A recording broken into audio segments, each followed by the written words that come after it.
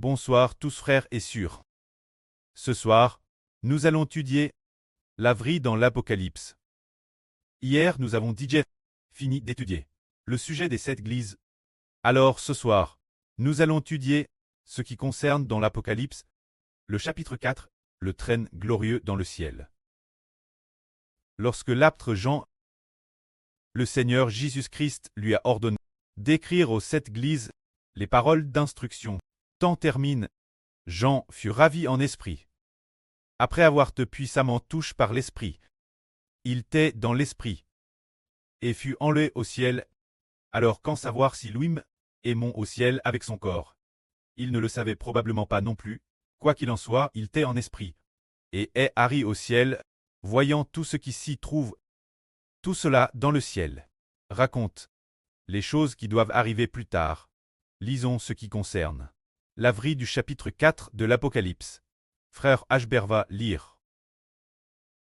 Après cela, je regardai, et voici dans le ciel une porte tête ouverte.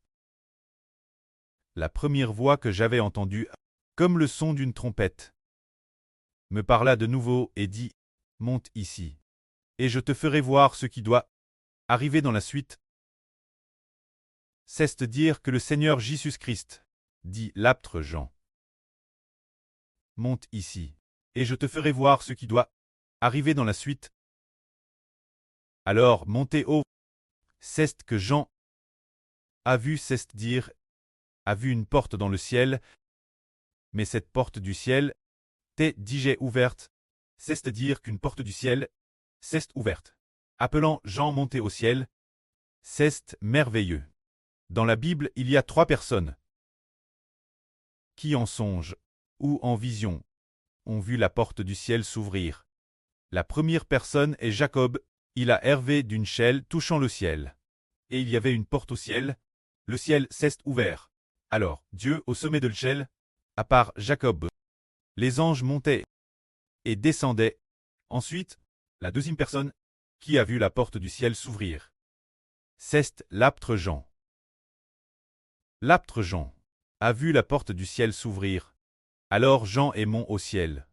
On ne sait pas avec certitude si le prophète Daniel a vu la porte du ciel s'ouvrir, mais il a vu dans le ciel celui que Dieu appelle l'Ancien des jours, c'est-à-dire le pré-cleste Jéhovah, assis sur un trône glorieux.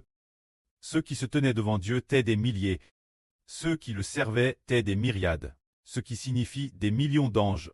Alors il y en eut un, appelle le Fils de l'homme, qui s'avana vers Dieu, et Dieu lui donna la domination, la grande autorité, la gloire et la puissance sur le monde. Toutes donne celui appelle le Fils de l'homme. Ce Fils de l'homme, frère Hbert.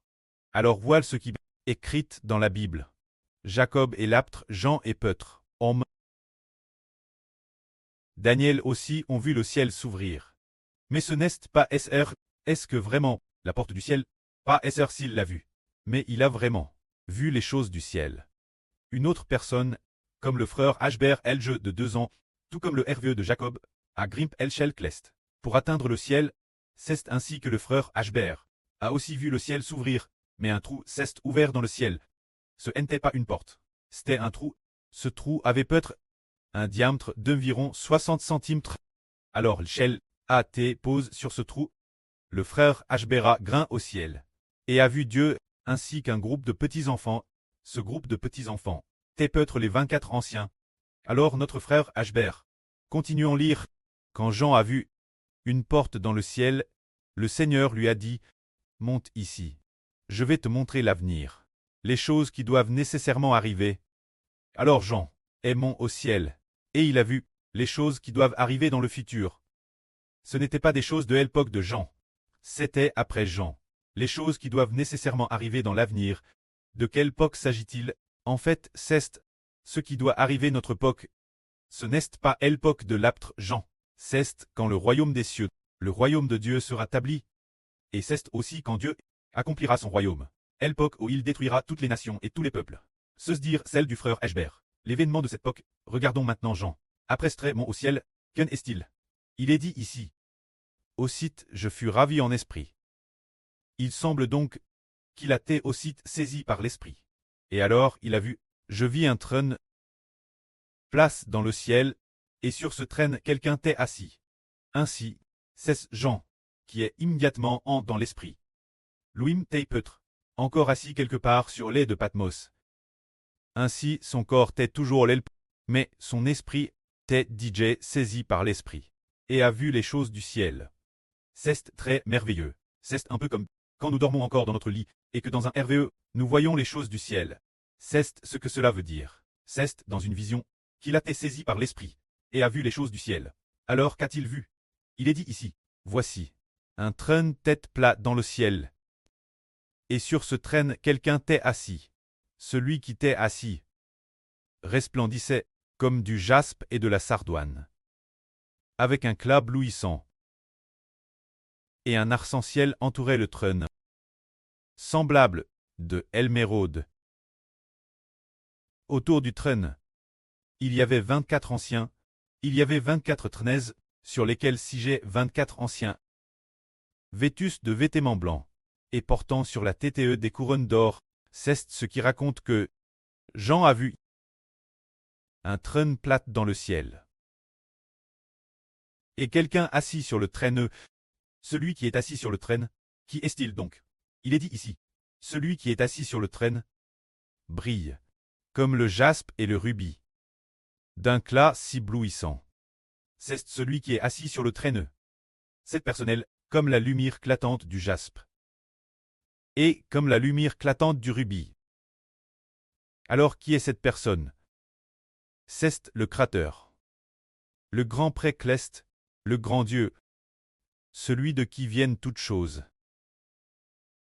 C'est celui que l'apôtre Jean dans l'esprit, a vu se dire l'Éternel Dieu.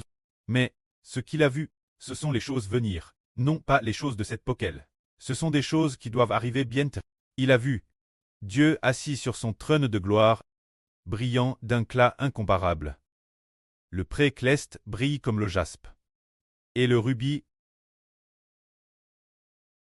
Ce moment-là, il a revu le précleste autour du trône de notre Dieu. Il y avait un arc-en-ciel entourant le trône. Cet arc-en-ciel brillait comme de l'émeraude. Brillait comme de l'émeraude. Nous pensons l'arc-en-ciel, qui a 7 couleurs, 7 couleurs différentes. Il semble que cet arc-en-ciel, non seulement a 7 couleurs, mais a aussi l'éclat de l'émeraude. On voit que Dieu, assis sur son trône de gloire, est tellement saint et tellement glorieux. Ce qui est merveilleux, c'est qu'autour de ce trône, il y a 24 autres trônes.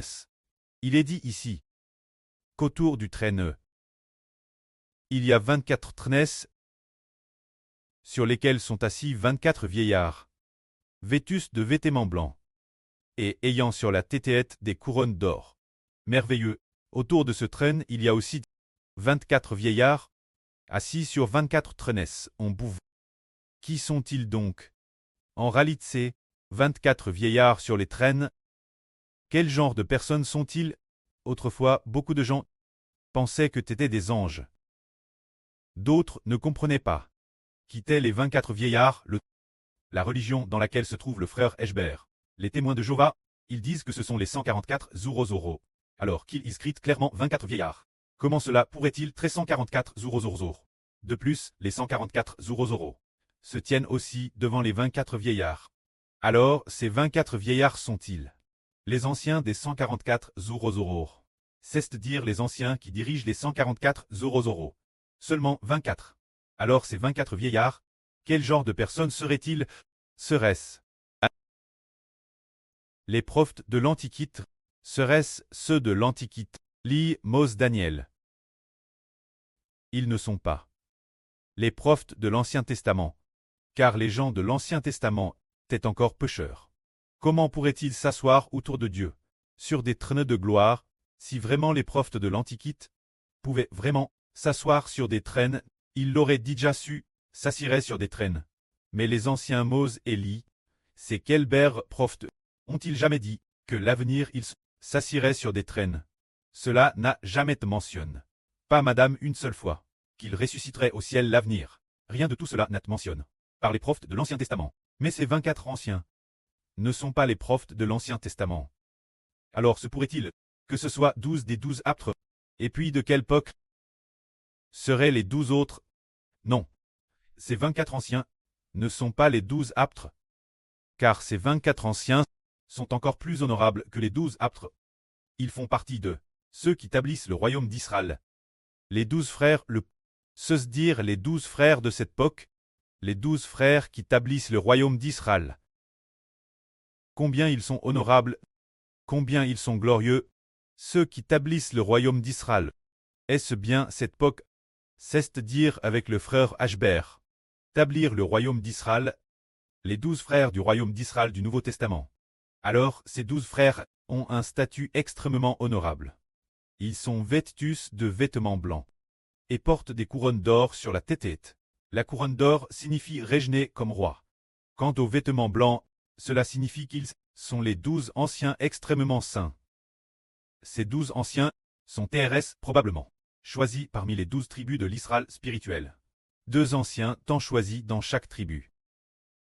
La moi d'entre eux semble être les 12 toiles, et l'autre moi semble être un autre frère choisi dans chaque tribu. C'est peut-être ce que cela signifie. L'avenir nous comprendrons. Nous saurons ce qu'il en est de ces 24 anciens. Des clairs des voix et des tonnerres sortent du traîneau. Devant le trône brûlent 7 lampes de feu. Ces 7 lampes de feu, qui sont les 7 esprits de Dieu.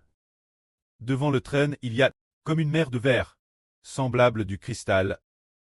C'est-à-dire que les 7 esprits de Dieu, manant de devant le trône de Dieu, c'est l'Esprit de Dieu, qui doit encore entrer dans tous nos enfants.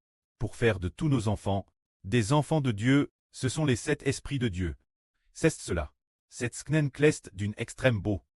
Alors ici, il est décrit qu'il y a le trône de Dieu, les trônes des 24 anciens, le précleste brillant comme du jaspe et de la sardoine, diffusant une lumière d'un éclat incomparable. Un arc-en-ciel entoure également le trône de Dieu, et la lumière de cet arc-en-ciel brille comme de l'émeraude. Il y a aussi les 24 anciens. C'est merveilleux. Que la gloire soit rendue au Prêtre et au Seigneur. Amen.